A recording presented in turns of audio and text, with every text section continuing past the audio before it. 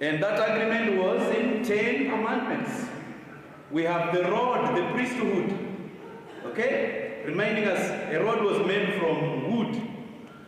The rod of the priesthood of Aaron. And lastly, we have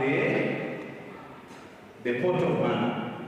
Now, with time, when we read those verses, the church started understanding that what the Ark of the Covenant means is really Mary, the Blessed Virgin Mary, whose statue we have before us. Sifa za Mama Bikira Maria. Sifa za Mama Bikira Maria. You may ask yourself, now how come that the Ark of the Covenant is again who? Mary.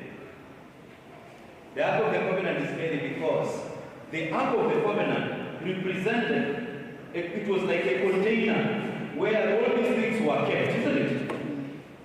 Those three things were kept. It's a container.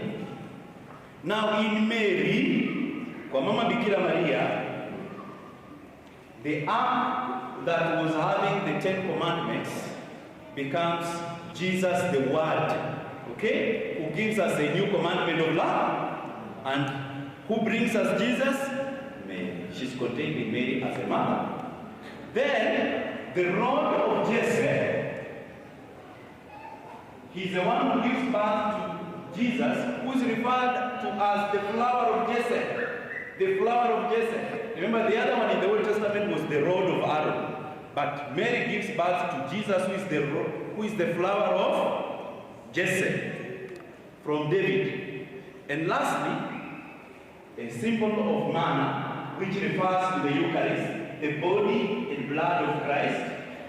In the Old Testament, God gave them manna, isn't it? But in the New Testament, we are given Jesus, who is the body and blood that Mary gave birth.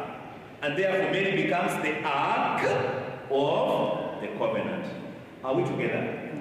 Now, there have been church fathers, the first teachers about our faith. Those very first people who ever taught about our faith, we refer to them as the church fathers. We also have some doctors of the church, walimu wa kanisa, who teach us really what the Ark of the Covenant means. And we come across St. Gregory the Wonder Worker. St. Gregory the Wonder Worker lived in the 2nd century. And this is what he said about Mary as the Ark of the Covenant. That early, he says, let us chant the melody that has been taught us by the inspired harp of David, and say, arise, O Lord, into thy rest. Thou art the Ark of the sanctuary. For the Holy Virgin is in truth an ark, wrought with gold, both within and without, that has received the whole treasury of the sanctuary. So, Gregory the Wonder Worker is already talking of Mary being an ark of the covenant.